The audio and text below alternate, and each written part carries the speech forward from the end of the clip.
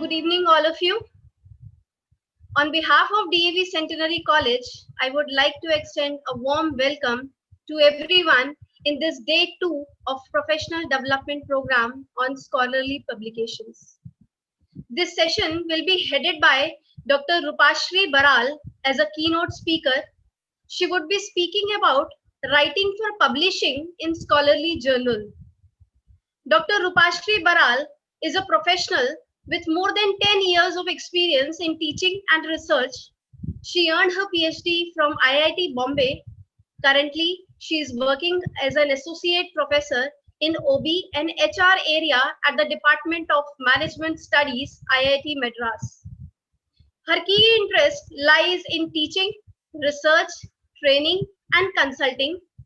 Her research outcomes are published in reputed peer-reviewed journals such as Personal Review, Journal of Managerial Psychology, European Business Review, Management Decisions, etc., and presented in several international and national conferences of repute such as Academy of Management.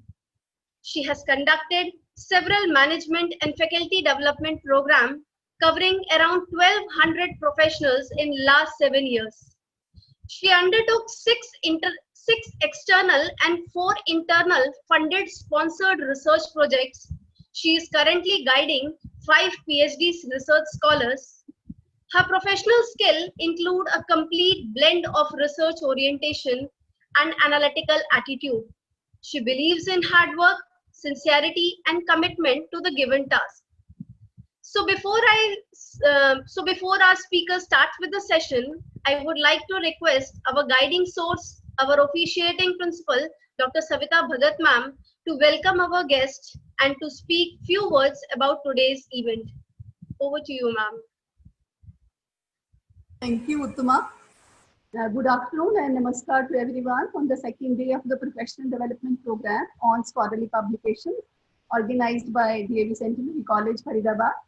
I extend a very warm and hearty welcome to the keynote speaker of the day, Dr. Rupashri, Associate Professor, Department of Management Studies, IIT Madras, on behalf of DAV College Managing Committee, New Delhi, and DAV Centenary College, Faridabad. Ma'am, you have agreed so sweetly and gracefully to our request that I am personally also obliged and thankful to you for accepting our request to be with us this evening.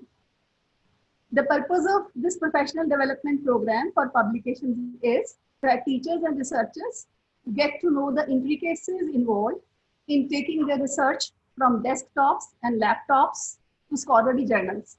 And this is not an easy task. Writing good papers and then getting them published in good journals is quite time-consuming work. I don't want to make you fearful regarding the publication part, but we all know that it needs a lot of hard work, patience, and discipline to see your name in the fine print. And I do agree that research is also not everyone's cup of tea. All good teachers need not necessarily be good researchers. The skill set required for both is quite different. But now, with conditions imposed on teachers for getting ahead in profession, research publications are must. My firm belief is that when we have to stay in teaching and we don't want to stagnate, then we must hone our skills and learn the art and science behind publications. We as the leaders and administrators can create conducive environment and conditions for you to learn and to grow in life. Someone rightly said that each new day we are born again, to perform again, and to reform again. And following this nice thought, we have Dr. Rupashri with us, who will share insights from her own personal journey as a researcher and from her experience as supervisor to research scholars as to how to move ahead so that task at hand is completed smoothly. I accord a very warm welcome to all the participants who have joined us from Haryana state and from other parts of India as well. And a big thank you to Dr. Shakti Rekha ji, if she is here, who has helped us in weaving this beautiful pattern of 5 days together to motivate teachers and researchers to try their hand at academic writing. Thanks to the conveners and the organizing committee members, Ms. Ankita Dr. Priya, Dr. Ritu, Mr. Pramod, and Mr. Dinesh, and the moderator of the day, Ms. Upama. Without taking much of your time, now over to Dr. Rupa Shiri for her presentation. Welcome, ma'am. Welcome. Thank you. Thank you, Savita ma'am. It's indeed a pleasure, to be here in this platform and meeting all of you. And thank you, Dr. Uttama. I think that those were really nice words. So I really don't know whether I deserve to, talk about this particular topic, publishing, because I'm not a great publisher, but I keep on working towards publications, so I'll talk about my experience. Even during this lockdown, I could finish 3 papers. I could collaborate with 7 people across the world. So that was something like, I take it as a kind of, maybe I have something inbuilt, within me, which keeps me motivating to work towards publication. So I'll not say I'm a publisher, but I work towards it. Okay. So, and welcome all of you, the audience, whoever is listening to and looking at me. So I would have loved to see all of you in person, but yeah. At least it's an opportunity that we are meeting in a platform like this. So whatever I have learned in last 10 to 12 years, I'll just share that with you. So let me just, share my screen so that I can talk about it.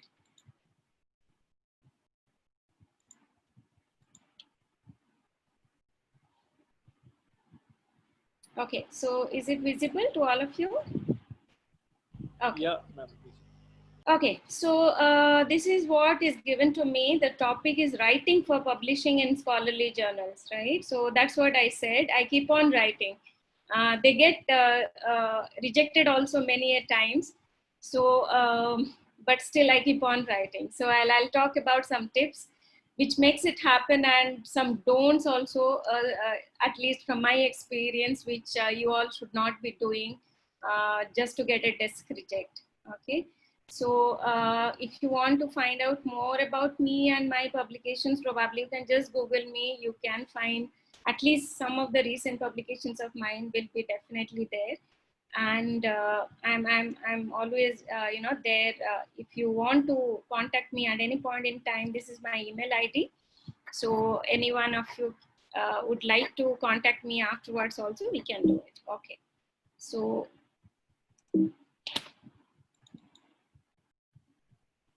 okay, so today's presentation, I'll try to keep it to 1 hour. By 5 o'clock, I'll try to wind up so that we will have enough time for discussion and question answer session. So I may not actually take you through every slide that I have today. Of course, I have 47 slides, which is quite huge, I feel, for a 1 hour class. But I thought, like, let it be there. If there is any question or anything, probably I might have the answer ready-made, right? So my whole presentation will be in 6 parts. In fact, 5 parts. Intro is already over. So why publish? Okay, first of all, I'll ask you some simple questions. Is the chat enabled, Pramod ji? No, ma'am. Chat at that particular time we disabled the chat. QA So- में हम वापस on करेंगे. Okay, so we can't ask questions and wait for their answers, right? Yes, ma'am. Yes. Okay, no problem. Okay, so maybe I will only answer in that case, and maybe in the end when we have Q&A session, probably I'll be able to talk more about it. So then the second part will be what it takes to publish. What are the groundwork that we have to do so that we can publish. And the third will be some tips of writing scholarly articles with my experience. Many a times it didn't work, many a times it really worked. So slowly I'm evolving. I'm also getting getting some expertise on it. That's what I can say.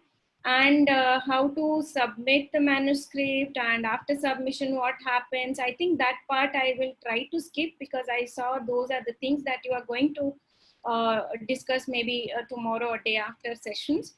So, and some useful tips which definitely I will cover because that's what probably will help many of you who are here, who are about to start their research journey, and those who are already, maybe they must be much more than what I am today, right? So they might relate to it, and that's what I can say. I cannot say that they will learn from it, but they might relate to it, and there could be many other experiences of theirs which will also be useful to all of us. Okay, so my first question is like, that's what, if somebody asks me, probably I will tell you only one answer, forget about everything else. So I'm sure if I ask this question, you all will give lot of answers, right? Keep that answer in your mind. I'm going to show you. I'm sure you will get your answer on that slide. So these are some of my publications. I'm just showing you the first page, the screenshot of that page. And many places you will see at least my name somewhere, either as a first author or as a sole author, or maybe in the third author, or something like that. Either it is written along with my research guide, or it is written along with my PhD students, or it is even written along with a summer intern who worked with me, right?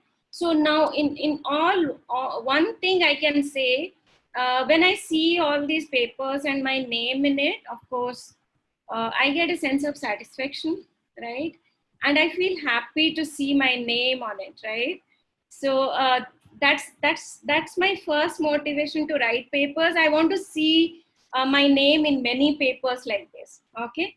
So if you ask me, that will be my answer. Forget about anything else. Now I'm going to give you a lot of gyan, which everybody will tell you. Your guide will also tell, it will improve your career perspective. Definitely, without a good publication, I would not have got into IIT Madras as a faculty, because getting into IIT, it requires certain credentials, right? So one of that could be, you should have minimum 1A, 2B, 3 Cs, or 1A star paper. Like they say so many things. So maybe that helped, of course, to get into a good place. Publication was the most important requirement. And some of you might say that, okay, contribute to the knowledge. What is existing? I'm trying to contribute to it by extending, by adding value, or maybe totally discarding the hypothesis that is already there, right?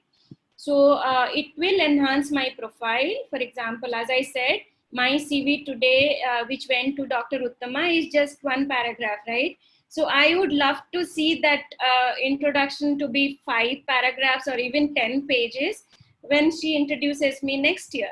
So definitely I would like to enhance my profile. And of course, it gives a lot of satisfaction, personal satisfaction. We contribute to the subject. If you keep on writing papers in HR area, that's what is my background. So many of you may not be from HR and OB and psychology background. So for them, I'm not sure how much, my presentation will be very relevant, but I have tried to make it as generic as possible. So even if you are in a different area, including science and engineering, I think you can relate to it. So, and I don't talk any jargons. I'm just a very simple person, and I will use very simple jargons also. So I'm sure it will be understood by each and every one of you. So love for research, yes. Some people I would like to quote some of my colleagues, and do a little bit good in research and also in teaching. At least you are safe. Then definitely, like Savita ma'am is officiating head, or she's holding some administrative position. Those will come little later when you grow in your ladder. But to begin with, definitely you have to be good in research and good in teaching. These are the 2 important things, apart from being a perfect human being that everybody expects. So then, of course, like some of you might answer like, my writing improves. If you ask me, yes. One example I will tell you here. My first paper, which you all can see, my Journal of Managerial Psychology paper. First time, I had never studied in an English medium school. So I had studied in a government and vernacular medium. My background was very, very humble, I can say. I belonged to a middle class family, and my father was in a state government job. So we were like, transferring to different places, including a tribal place. So I have studied there. I have passed out my schooling from there, and with that English knowledge, I could venture into and started writing for my research. And when I sent this paper to Journal of Managerial Psychology, which is considered to be one of the best journals in management and especially HR, so of course, like a 2-page revision came along with it. Like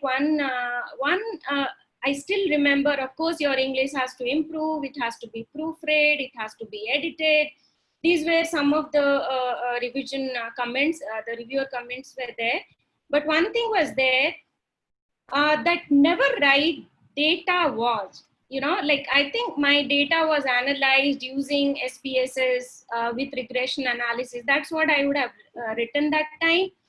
Till that time, nobody had told me in the world that data is generally used in a plural form.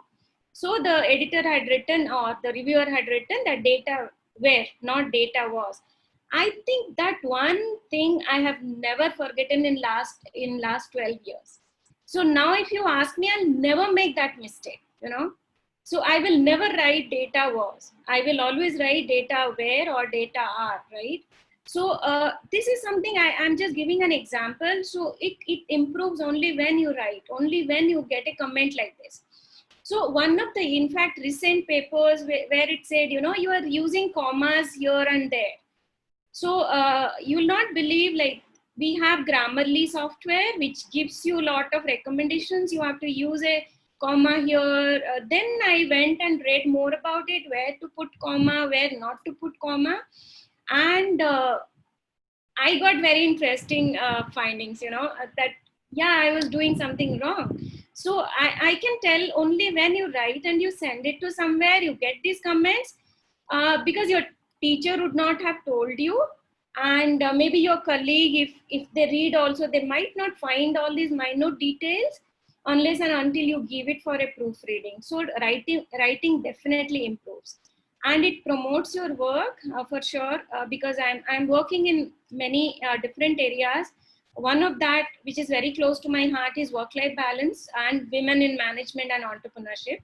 Although I do work in different areas of HR, like employer branding, corporate environmental responsibility, technology and human interaction and its effect on learning. Then online learning, this is, I think we started 3 years before working on MOOCs, and right now I think this is the best time to collect data, how online learning is engaging or not, or how it is effective, or to what extent it is ineffective, what are the reasons. So these are some of my areas of research. I'm sure if I keep on publishing, it will also promote your area, that, yeah, okay, you are working in this area and you are actually contributing to that particular area, right? It also gives recognition. Of course, like today, if Savita ma'am could reach out to me, I can only feel humbled that, she recognized my potential and I'm before you, right? So, and of course, incentives. I'm not sure how many of you know it. At least I know my colleagues who are in IIMs, at least IIM Ahmedabad, Bangalore type places, they do get a lot of money to publish even in A star and A papers, that gives a lot of motivation. So obviously, why not? If I publish one A star and I get 1.5 lakhs, not in cash, of course, they give in different kinds, but who will not put in that effort? Because in teaching, at least we don't get that much money, right? So if I publish 5 A stars and I'm getting just 8 to 9 lakhs in a year, I would love to put in that effort, right? At 10 o'clock, I'll not think about my cooking in the next day. I'll definitely think about my idea for next 10 years. So that's how I look at it. So now the second question is, why publish, right? So, so although those are some of the answers which you all will give, I will give you some GAN again.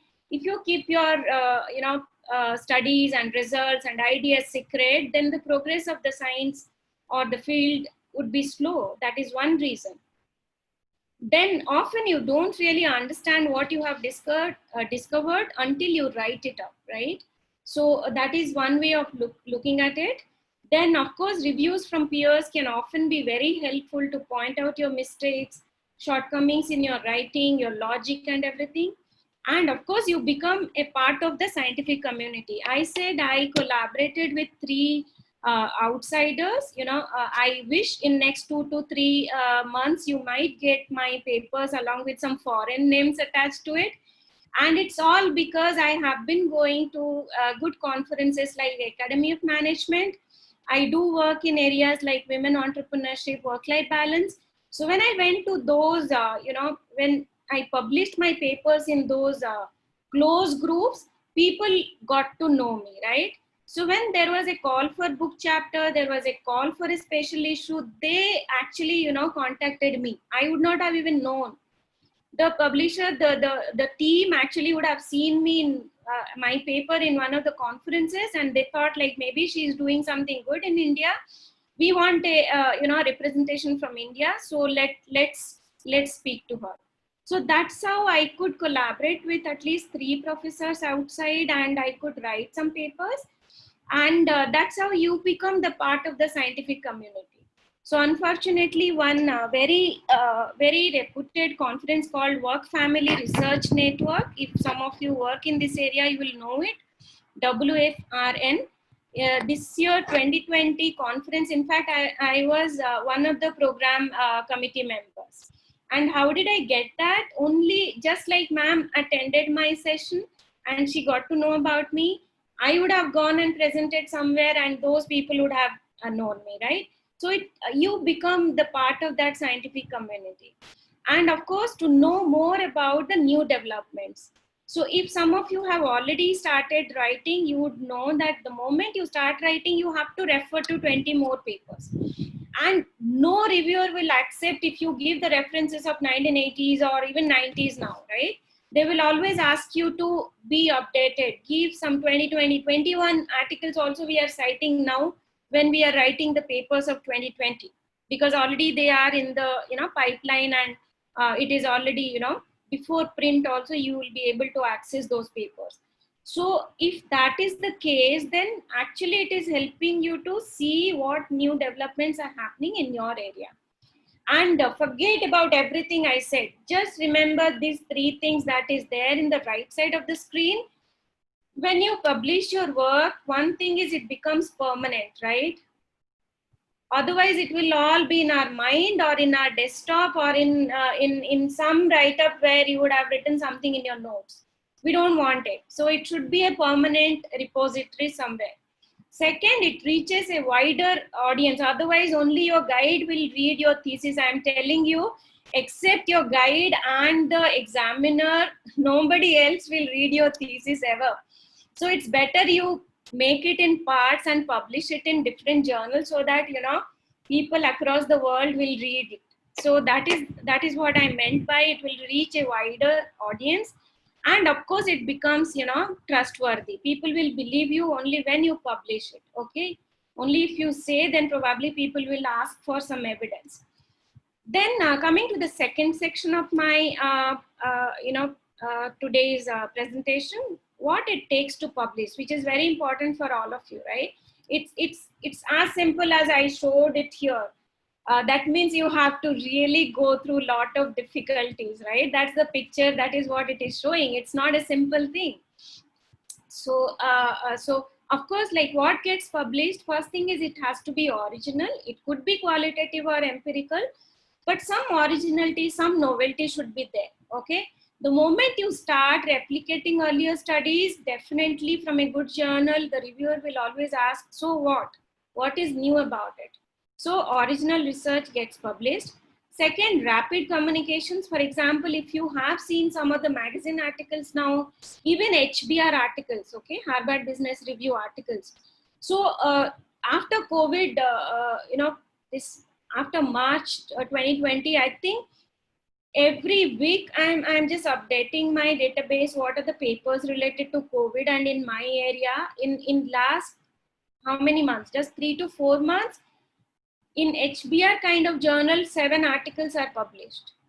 So that says, people are looking for it, and you just send one write-up and people are ready to accept it.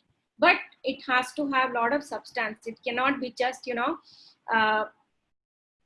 thought it has to be substantiated with lot of logic and data maybe.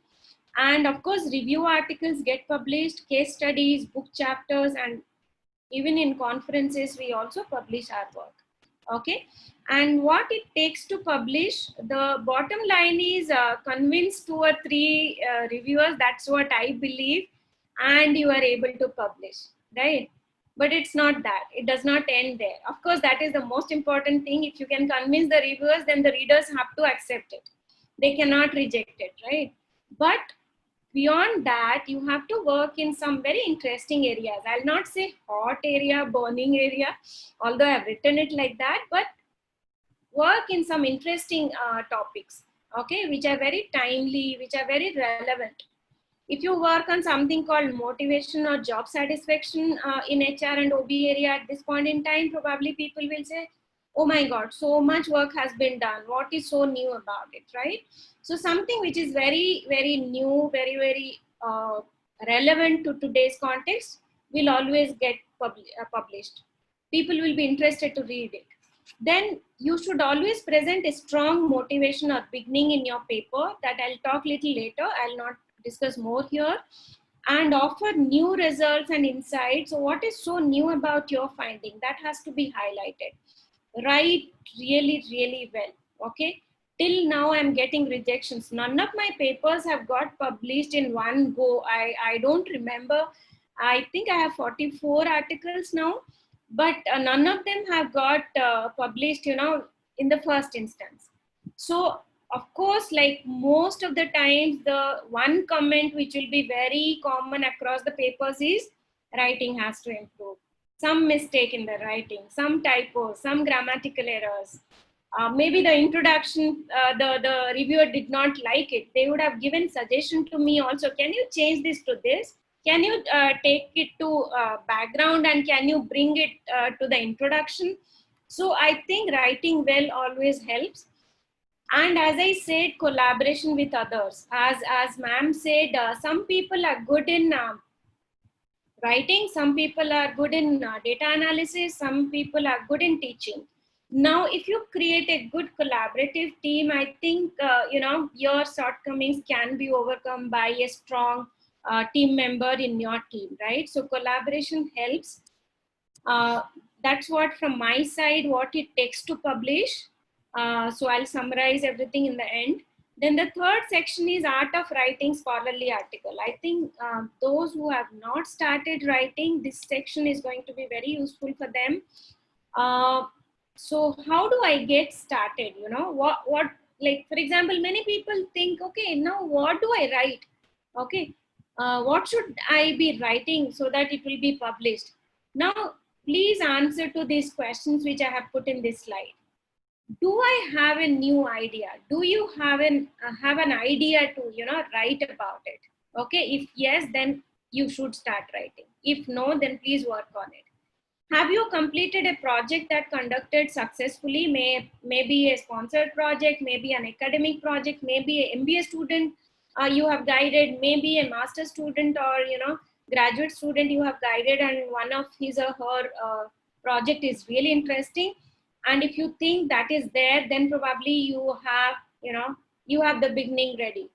Then, are you struggling with a problem with no clear solution? Do you have a problem in mind which I think whatever papers you have read does not give the solution for it? If yes, again, you are ready to write.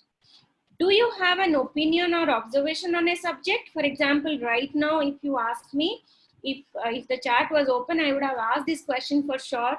I'm sure many of you will say, ma'am, I think something related to COVID will be very interesting to write, right? I think something related to migrant laborers will be very interesting to write. I think something related to, the advertisements and promotions during COVID time, right? That will be very interesting to write. So if you have some opinion or observation regarding a subject that is interesting to you, I think you can still write. Then have you ever given a presentation, briefing, or a conference paper you have presented somewhere? If yes, you can start, modifying it to a publication. And of course, I think many of you, as ma'am said, are the research scholars here. Probably if you have already worked on a doctoral thesis or master's thesis, or you are working on it, definitely you can plan to write. So these are the basis for publishing a paper, okay? So now, suppose you have answered at least one yes to any of these questions, next day you must plan to start writing, okay? Don't wait for anybody else. Then what are the main parts of a manuscript? I think most of you would be knowing, so I'll just go very briefly. So it should have a cover letter. I'll talk about it little later. The paper should have a very nice, brief and descriptive title. I'll talk about it. What are some of the good titles, some of the bad titles. You should have an abstract, which is a kind of summary, then some keyword terms, then the body of the paper, which is the most important thing, like you have to give your intro, literature review, methodology, your results, your discussions, and of course you have to conclude with some interesting avenues for future research. And of course, no paper is complete without giving some bibliography or references, right, which has to be correctly put. And I think you have a session on it. I'm sure you are going to learn a lot, okay? I'm still struggling to find out a best way to refer, I should not be missing out any paper and all. We have definitely learned a lot of tricks. I will share that with all of you, maybe in my later slides. So now when you are structuring your paper, at least you have these headings ready. I will tell you how I work, okay? Before I even start a paper, for example, yesterday I and another collaborator of mine who is working in VIT college, we were discussing on Google Meet for 1 hour about a paper that we are planning to write. In fact, we have all the background ready, but we have not started writing because without the structure of the paper, I don't feel comfortable. I feel if the structure is ready, for example, here it's very simply I've given title, abstract, keyword, introduction, literature review, method, result, discussion, conclusion. You will say, okay, ma'am, what is there? You know, this is anyway, everybody will write all these, right? But what I'm saying, structure means you write 5 titles, 20 titles. You can choose something, in the end based on how your paper evolved. Abstract, generally one should not be writing in the beginning. Abstract should be written only after the paper is written, but that takes a lot of time. So please start writing your abstract, what it might be, what it might look, so that you will get a gist of your paper. Like it's a mini version of your paper, right? If you can write your abstract with a structure, I think you are good to go. So that is what I meant by, when you start structuring your paper without even writing it, before you write it, you should have all these things ready. In introduction, for example, this is one paper on a SLR, a systematic literature review on a particular topic we are planning to do. So now in the introduction, what all things we want. For example, why there is a need for a systematic literature review in this area. That's the most important thing. If it is already published, then there is no point in writing something like this, right? So now I have got my one point that I have to really give a very strong justification why there is a need to write a systematic literature review on that particular area. So maybe that is one point. So if you write down some 3 or 4 points in each section, then if you start writing, I think you will slowly, develop your paper.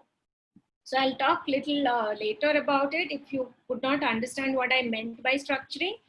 So now one of the most important things, as I said, is title. You might say what is in the name, right? But I think it is everything.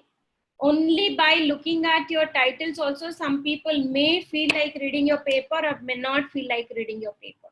I don't think any of you would have gone through a paper fully to decide whether this paper is of relevance or not. Mostly what we do, we just give a keyword search, we see the title, we see the abstract of the paper, and then we, decide whether this paper is useful or not, right? So that's where I would say that title is very important. Now I've given some examples, please go through it. And I think it's very self-explanatory what should be there in a title. In fact, some of the journals will always tell you, please make your title very relevant to your paper, and it should actually, give the gist of your paper, like what you have planned or what you have written in the paper. So it should give enough information about your paper in a very, small sentence, that is 9 to 10 words. Most of the journals don't even expect you to give a title which is more than 9 to 10 words, right? So if you just go through the example, you will get to know that a title should be effective, it should be short, it should be easy to understand, it should convey the most important aspects of your research. Okay. So here I will give some examples without offending anybody. I have actually done lot of thesis reviews, right? So we do get lot of request to do PhD thesis review. So what I see, some of their titles will be a study on organizational culture and performance, a study with reference to Coimbatore district of Tamil Nadu. Okay. I feel like, who tells them to write like this? I don't know, but most of the universities, if you see, the thesis title will be something like that. I think that is very outdated. We generally don't write such kind of titles, at least in IITs I have seen. They will never ask you to contextualize it. You should not be saying, so what you are doing, you are actually stopping your readers to go through your paper or thesis, because they will think, oh, okay, the whole thesis is only about Coimbatore region and manufacturing industry and Tamil Nadu. That's all. Okay. And, it's just an empirical study. You would have done lot of things in your research, but ultimately your title tells you that it's just an empirical study. It is contextualized to Coimbatore, Tamil Nadu, and, south part of India. Then I feel, okay, it is not of any use, because I want a paper, I want a thesis which can be generalized. So please pay attention to it. See some good journal articles. How do they give the title? Sometimes it might be very fancy, but at the same time very interesting. Okay, so that really makes your reader feel in, or maybe get interest in reading your paper. That's my take on it. Second, abstract, which is very important. Most of the journals will ask you to write 100 to 300 words maximum. We don't write 500 words abstract ever, unless it is an extended abstract for a journal, for a conference maybe. Okay. And an abstract should have again a structure. I don't know how many of you follow Emerald journals. If you have gone through any of the Emerald Insight journals, just download one paper and see how do they write the abstract. That is one of the best way to writing an abstract for a paper, I'm telling you. They have a very structured way of writing the abstract, which will talk about what is the purpose of your paper. What's the method that you have used? What are the findings? What is new? What are the implications for practice, for research, for society? And one thing they always, emphasize is what is the novelty and originality.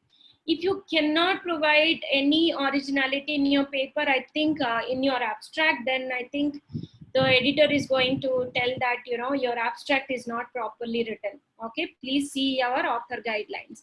So that is, I think, one tips I would give you. Please follow one Emerald Journal article and see how do they write the abstract.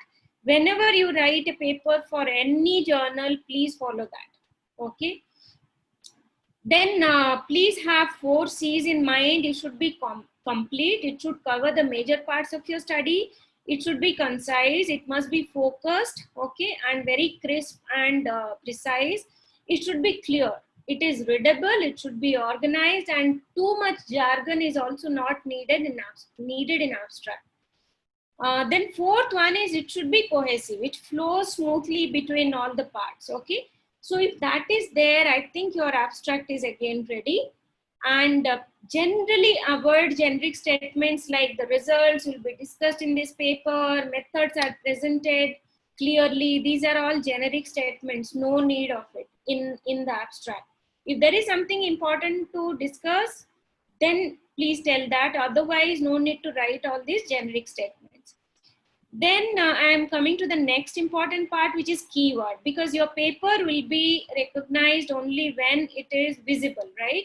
And how is it visible? Through the keyword. So when you are giving the keywords, please see the papers you have actually referred to write your paper, right? At least we refer 30 to 40 papers to write our journal article. So see what all keyword search they have given. By giving what keyword search that paper you could locate. Based on that, you should give your keyword search. Don't feel, you know, I want to give all the 20 keywords that I feel important in this paper. People may not even know those words. Try to see which keyword generally people will give in a Google or in a in a database like Emerald or Science Direct or ProQuest or somewhere, and try to get your paper at least visible by the readers. Okay. And the body of the paper is very important. You first introduce the topic and then relate it to the current knowledge. For example, I'll just tell you, we wrote a paper on women entrepreneurs in India, right?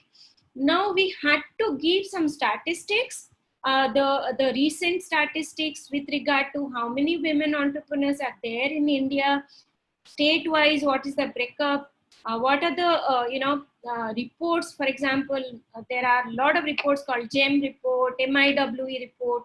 So we had to actually go back to the secondary database to find out what will be relevant to our paper, and we tried to relate it to the current knowledge. That means this is known to us, this is not known to us. This is the present status, and why this representation of women entrepreneurs in India in a particular state is higher, in another state it is lower. That's where our paper is going to address the research question, that is, what are the reasons behind underrepresentation of women entrepreneurs in a particular society or in a cultural setting.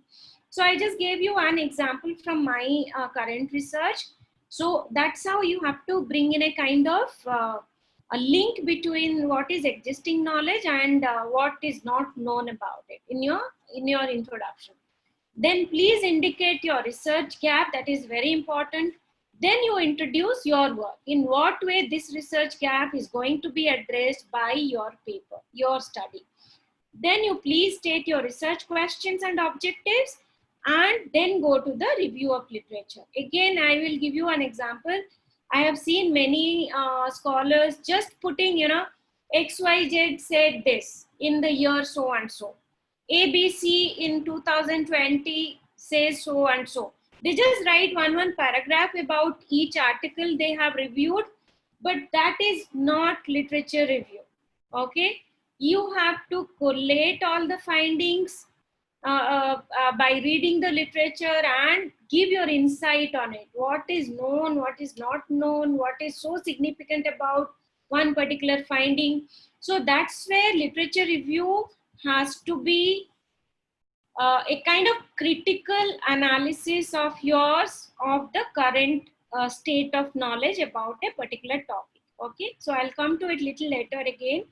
So in introduction, please try to emphasize on what is the problem, are there any existing solutions, which one is the best, what are the limitations, and how my paper or our paper is going to achieve this. Okay, and as you all know, first impression is the best impression. Okay, so your introduction actually gives the motivation to the reviewer also to read rest of the parts of your paper. So that is where it is very, very important to write a good introduction in your writing. Then as I said already, literature review, quote from previous research. What are you adding? Please make it clear. Use some recent articles to cite. Never, as I said, don't rely on only older articles. definitely the paper will ask you, the reviewers will ask you to cite some recent articles. So please, do your thorough literature review by giving maybe the years as in the advanced search, and you try to see what has happened or what has been written in last 2 to 3 years. Okay, and of course, like we all know about plagiarism. So any work that is not yours must be given due credit, and even your own publication should be properly cited or referenced. Okay, and try to reduce self-citation. I have seen people, they have published 20 papers, they just write all the 20 papers in their 21st paper, which is not needed to my knowledge, and that gives a wrong impression to the reviewer also, because they will get to know who are you. Generally the reviewers will be anonymous, and you will also be anonymous to them, right? So please refrain from self-citing. And then comes method, which is very important, of course. Although I get a feeling that today everybody thinks if I do, a structural equation modeling or use some best of the methods, my paper will be published. Not really. I will say, if you have written a paper very nicely with a very well proven methodology, still there is a chance that that paper will be acknowledged than using too complex methods, and ultimately the paper does not talk anything new about it, right? So methodology is very important, but it has to be also clearly written. What are your procedures for data collection, your sampling technique, everything should be clearly defined. Here I will give you one example, maybe from my experience. Whenever you collect data and write a paper, don't think that data will not be useful again. Sometimes the reviewer or maybe the editor might ask you to share the data. So please never fudge your data, never play with your data, never change the numbers in your data just to present your results in a acceptable manner. That's just purely unethical. Okay, so I have seen people collecting data from 400, but they quote 800. I don't know how do they manage to do it, which is clearly a no thing. Okay, so please be very ethical about your data, from whom you collected and how you coded.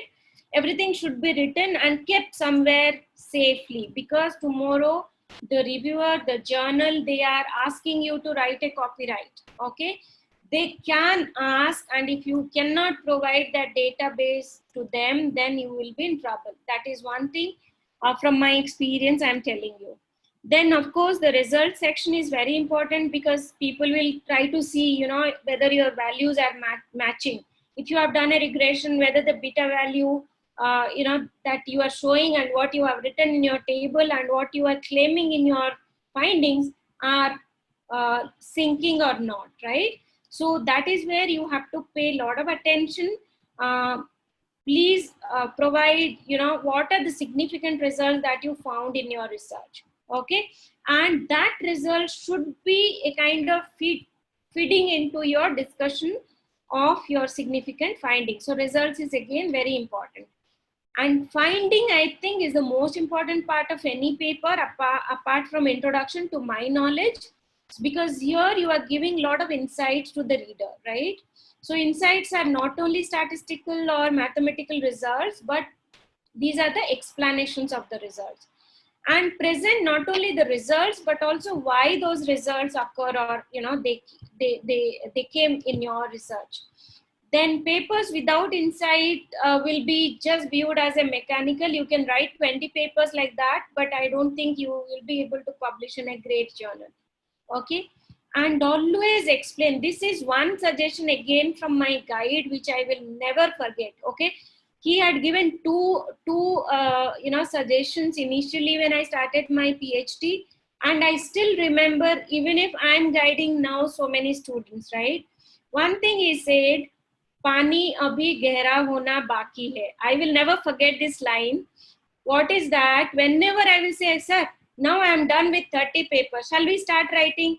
Sir, I read now 50 papers, sir. That should be sufficient, right?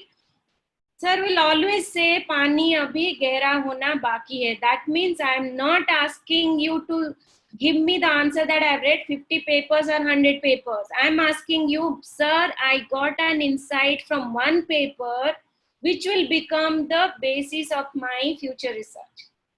I could not understand till my third year of PhD. I was like cribbing before everybody, that my guide is asking me to read. I'm reading so much. If you give me permission, I'll show you my almari. I can open and show you. I have done like binding of my papers. I would have minimum 10 bindings, which will have 30 papers in it. That means I would have read 300 papers. But I'll tell you one thing. In my final thesis, after writing my PhD, after getting my degree, if somebody asks me how many papers you actually referred, I'll say maximum 30. But if you ask me, I have reviewed 300 papers, I have read 300 papers, right? So, but it is not about reading papers or, getting a result which everybody gets. One insight which can value add to the existing knowledge is what people are looking for in your research. Even one thing I must tell you here, you cannot do everything in one thesis or one paper, right? There are like enough opportunities for you.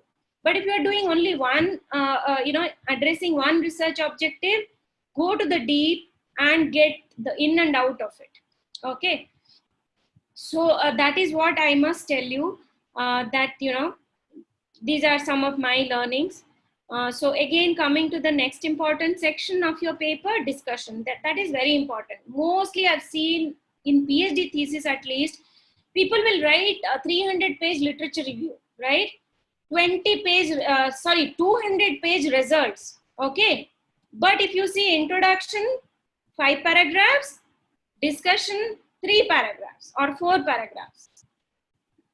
No, that is not what people will look for in your paper or in your thesis. Your discussion should be, in fact, the most, lengthiest of everything. Okay. You should discuss each and every finding of your research. Even if you did not get a support for a hypothesis, please break your head to find out, why did I not get support? What could be the reason, right? That's the second suggestion I said my guide told me. The moment I'll say, sir, my hypothesis 6 did not get support, sir, he will say, fantastic. That's what is your research, please try to find out why did it not get support. I think these are some of the things which really opened up my mind, and I think I have been telling the same thing to my research scholars. Okay. I say that if you did not find the support for a particular hypothesis, that means there is something, right? That is what will give you, to go deep into it and find out answer for it. That's what should be your discussion. And each and every result, every finding should be discussed. Don't forget anything. Okay. So ideally, again, another tips, try to answer your research question, research objective, and research hypothesis again in your discussion. Then you discuss your findings with regard to each research question, objective, or hypothesis.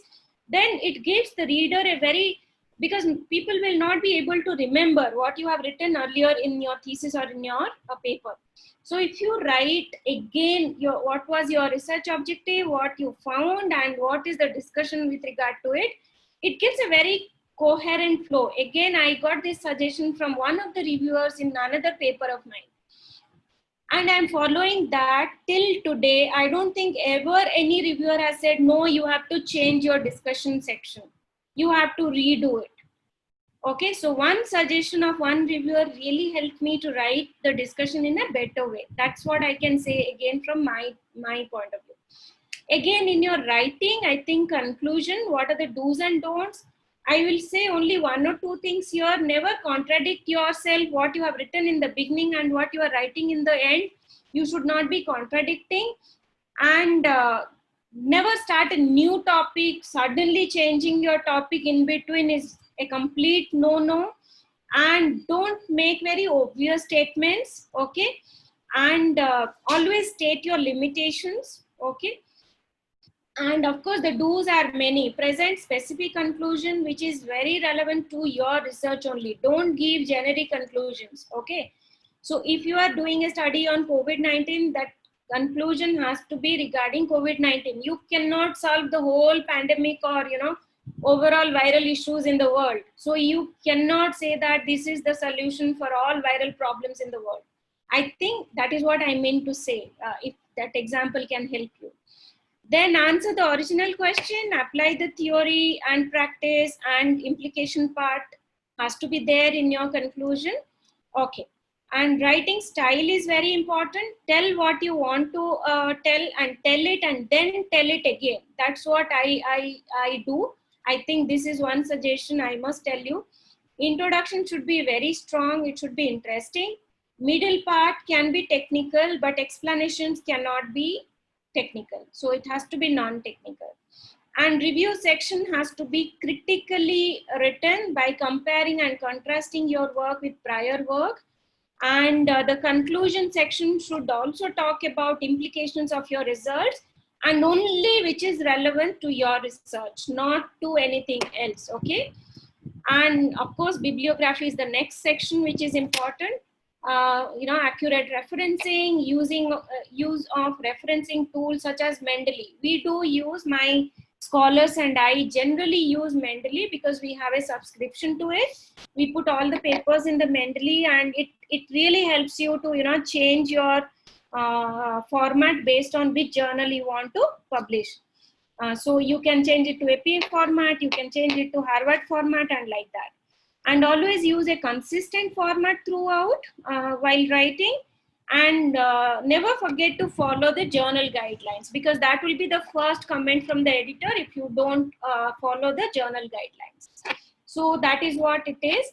I think, as I said, I will skip the fourth section because I think this is what you are going to discuss, but of course, if there is any question, I will try to answer this one.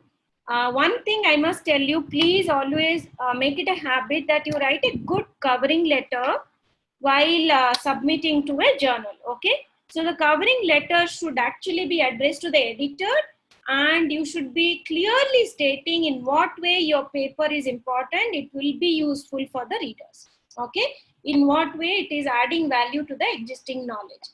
I think that is very important, which you can actually attach it as a separate document along with your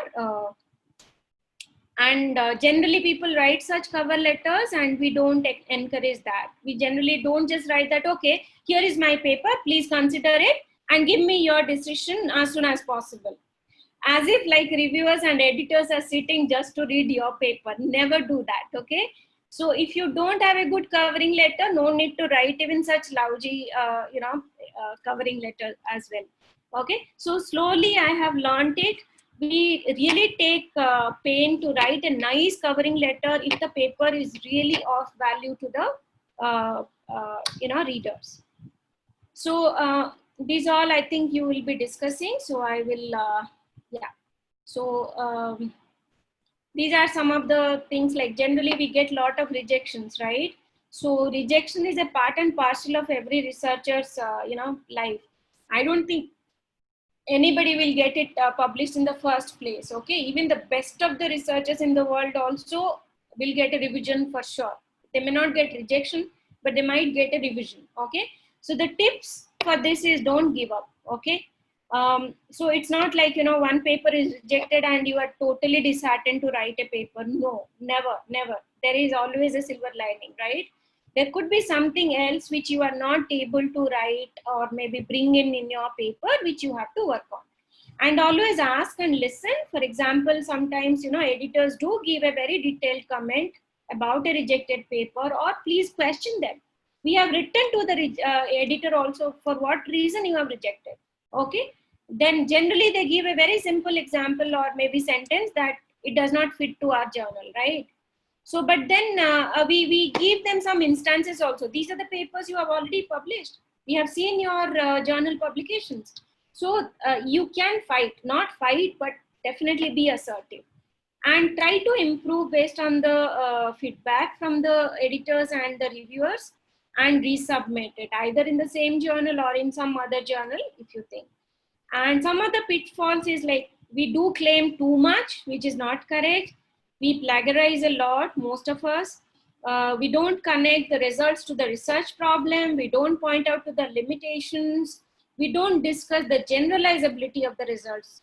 You remember I gave that example of with reference to Coimbatore district of Tamil Nadu, please, that will not help the reviewer to pass it to the next level also. They might think that this paper is only generalized or useful for a certain part of India and not for the whole world, right? So that is something a kind of wrong thing. And of course, not following the ethical practices. We should not be submitting more than one journal at a time, same paper, slightly modified, sent to different journals. No. Not disclosing any conflict of interest, not obtaining clear permission to publish interviews. These are some ethical practices, I think, which everybody has to follow before they even submit a paper, right? And these are some of the things, maybe I'll just show you in the end, what gets your paper accepted. Okay, this is the animation problem. So attention to details, check and double check, consider the reviews, then English must be good, presentation is very important, take your time with revision, acknowledge those who have helped you, then a new and original and previously unpublished paper gets accepted. Critically evaluate your own manuscript. Don't think you have written, so you have written the best. No. Okay, then of course the last one is ethical practice. If you just follow the full form of acceptance, I think you know what will get your paper published. Okay, this is the last section. I think just quickly 5 minutes can I take, Dr. Uttama? Priya ma'am? Yeah, sure, ma'am. You can take it. Right. So just 5 minutes maybe, then we'll keep it open for question answer. So if you ask me how was my experience, I have already put a disclaimer. I'm not a great publisher. Okay. So when I compare with my own colleagues in other places, I think I'm not doing much, but there are different reasons, right? We should not be giving excuses, but yeah. So everybody's life, working style, everybody's family situation, everybody's administrative overload, everything is different, right? So obviously you don't get that much time to publish, and maybe you think like other things are also important in life, right? So that could be the reason. So, but my experience is not that good, but not so bad also. And always I had the motivation to write. I have a very competitive spirit. I keep on checking my co-authors and collaborators and my fellow colleagues, how much they are publishing. I must also publish. Okay, that competition really helps me, and I always get a push, right, from somebody. So thrust from IIT, because we are in IIT, unless and until we publish, I don't think we will be even getting the next promotion, right? And that too in a very good quality publications. Then writing conference papers really helped me. That's my experience. I always even push my scholars to write a 5-page article for a conference. Then we will modify it, we will edit it, we will add on to it. But that really helped. So when there is a conference, there is a deadline. Once the deadline is over, then once you presented the conference paper, you can definitely work on it to make it publishable in a journal, right? So deadlines do work for me. That's my experience. Having a competitive scholarly friend circle, some of my collaborators are very good publishers, so I do get that kick from them, So having motivated research scholars, at least I know I have already guided 9 students, and right now 5 students are under me. So I could get some competitive scholars for sure, so they are highly motivated, and that motivates me also to, put in that effort. Then research projects, I have taken some projects, and from there also we try to publish as much as possible, because you get funding. Nothing like it when you are getting funding, right?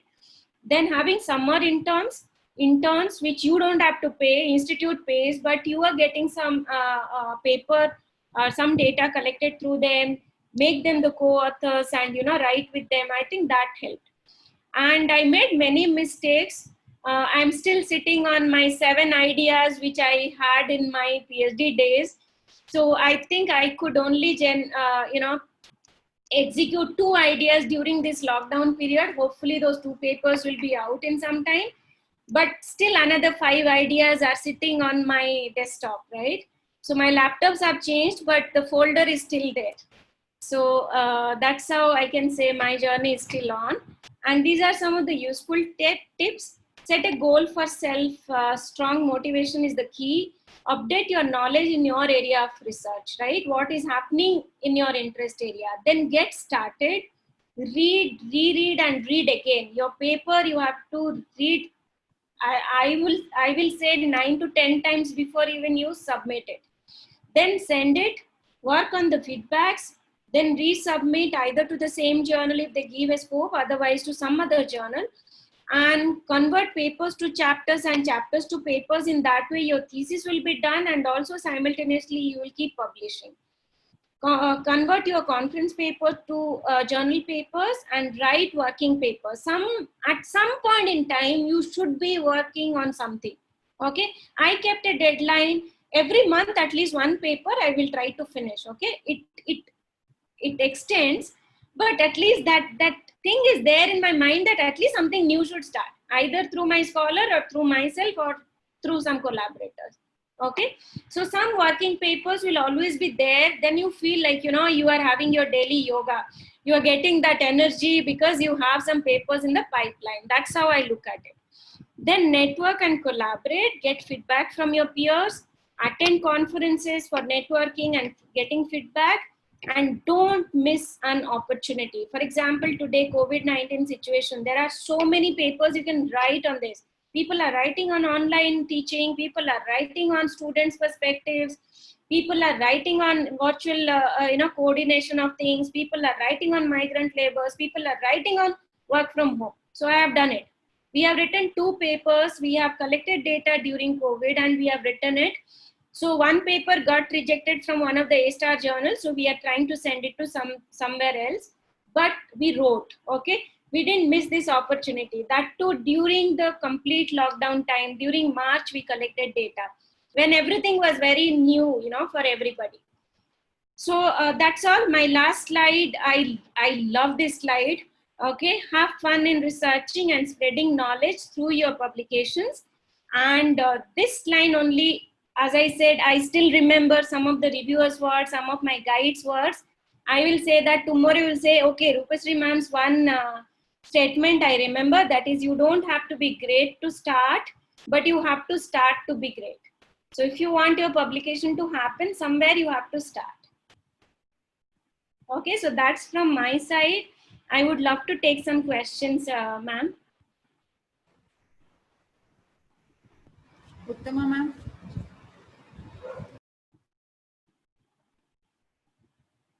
Uttama ma'am, आप unmute कर लीजिए एक बार. Thank you, Dr. Baral. Thank you indeed for this wonderful session. We have certain questions from our participants. Yes. One of the participants, Ms. Antima, has asked a question. Research methodology plays an important role in paper. So what should be the procedure to learn research methodology for a beginner? Okay. I actually didn't get it properly. What do you mean by research methodology? For example, there are so many things in research methodology. Are you talking about, the kind of design you want to adopt, like whether it should be a qualitative study, a quantitative study?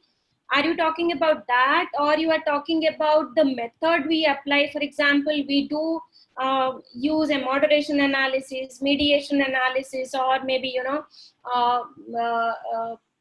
we do a kind of what you can say, we do a kind of group difference on a particular subject. I didn't understand that, but I will tell you from what I understood. Overall, what I want I could get from your question is, research methodology is very important. I don't deny that, but as I said, it's not like you should use a very complex technique to analyze your data.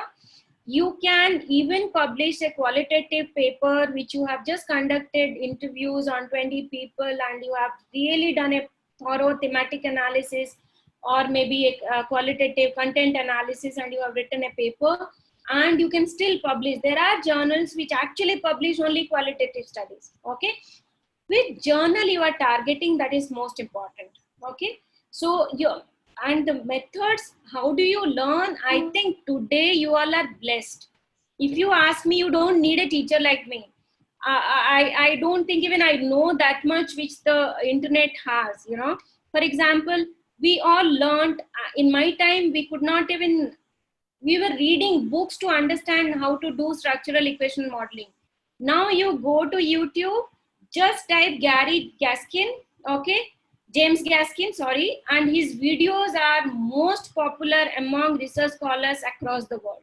You want to learn structural equation modeling to, you know, use path modeling in your research, you just go and look at the videos.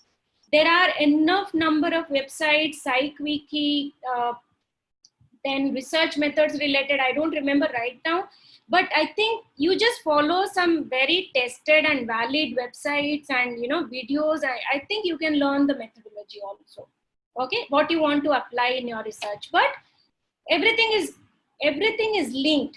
What is your research question will drive what methodology you will be using, what design you will be adopting in your research. Okay, and what design you have adopted, your result will be accordingly, your writing has to be accordingly. You can't write like a quantitative paper when your data is qualitative, right? So that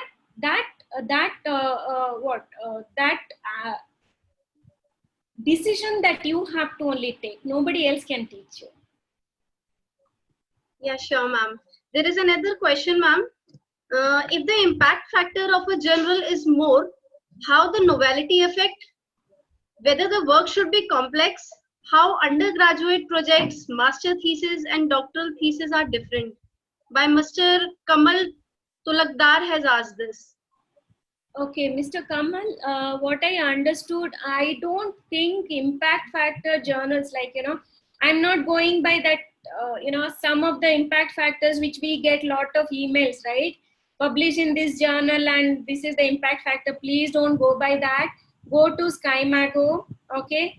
There are different ways. Of course, impact factor, you have a session, you will get to know how to judge the impact factor of a journal.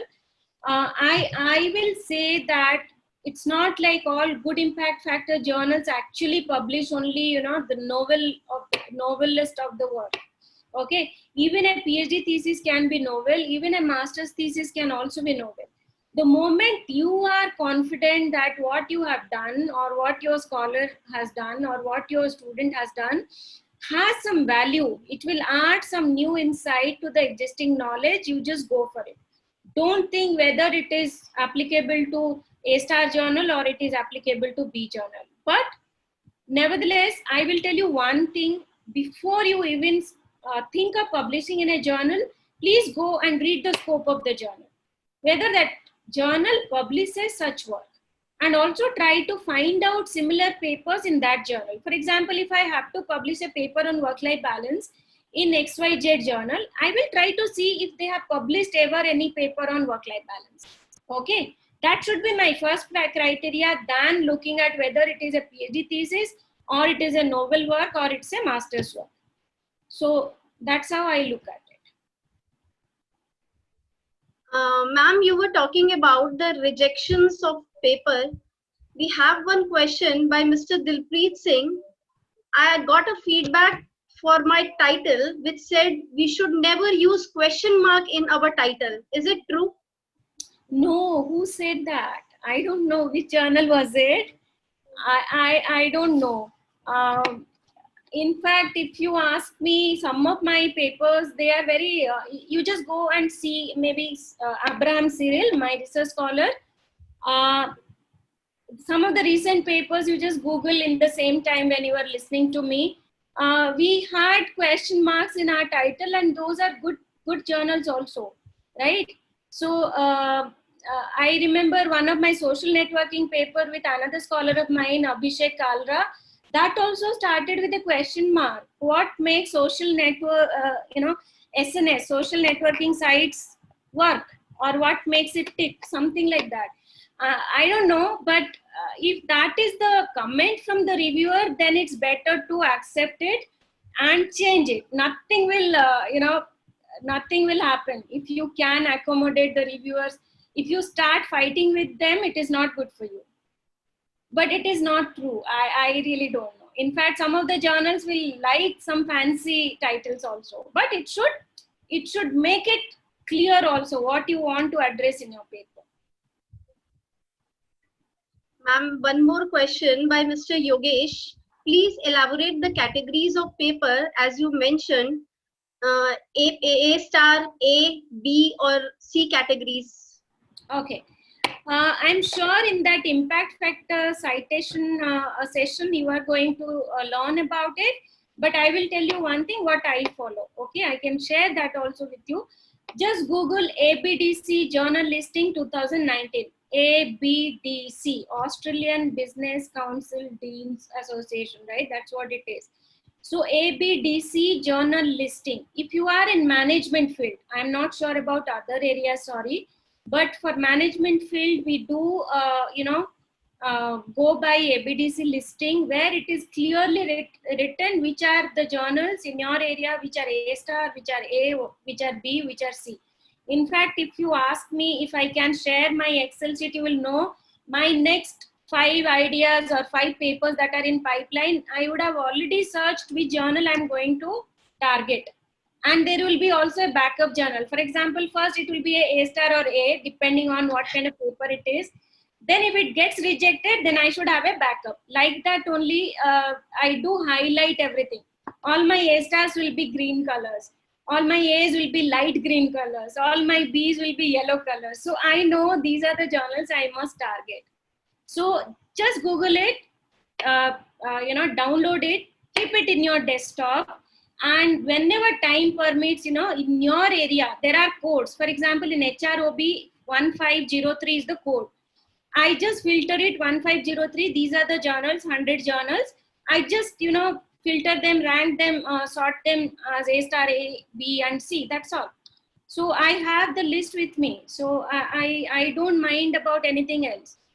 Because my institute will be happy if I publish in A stars and A. So I must actually target those journals. I don't know how it is actually decided. That I'm sure that session will talk about.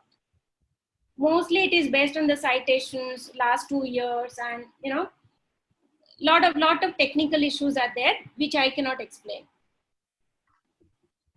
One last question, ma'am, Okay. by Miss Manisha. Okay. How to find top cited papers? Even after putting exact keywords on Google Scholar, I am unable to find good articles or top researchers for my study. Kindly suggest. Okay, Manisha, Google Scholar is a great, open access to all of us. Like, we don't have to pay for it. I can very well understand. But I would suggest, by chance you have access to, or if you have some tie-up with any university, please go for Scopus citations, okay? Scopus, what is it called? Database gives you actually highly cited papers. There are n number of filtering you can do. Highly cited papers, highly cited authors, region-wise. For example, I want all the papers from India or South Asia. I can simply give those filters in the left side, and I do get that Excel sheet. I can just download it. I don't have to spend time even searching for it. I think, and it also gives a trend. For example, you are working in a particular area, you want to see how much work has been published in last 5 or 10 years. Scopus, in fact, gives a trend of that, Of course, Google Scholar also does it, but I think since we have access, we generally go by the Scopus citations. That's all for the question part, ma'am. Very good. I'm so happy. I thought I'll be getting more questions. I would have loved to answer. Okay. So at least I hope, see, in two instances, people will not question. Either they didn't understand anything or they understood everything. The third could be they are least bothered. Ma'am, we are having plenty more questions with us, but as I think we are running short with the time too. So coming on to the end of the session, I would like to pay my sincere thanks to Dr. Rupashri Baral for this wonderful and knowledgeable session. Your deliberation, ma'am, would have definitely added more awareness in our participants about writing for publishing and getting these papers published. I'm thankful to Dr. Savita Bhagat, ma'am, for this wonderful initiative. I pay my sincere thanks to Shakti, ma'am, for making this learning possible for all of us. Thank you, ma'am. Thank you so much for all your efforts. I thank to the technical team for all their efforts. And above all, a special thanks to all the participants for their patience-full listening. I request all the participants to fill the feedback form for day 2 session. It is available as a link in your chat box. This will be taken as your attendance for the day. Thank you. Thanks a lot. Be safe. Stay safe. Namaste. Thank you so much. Thank you so much.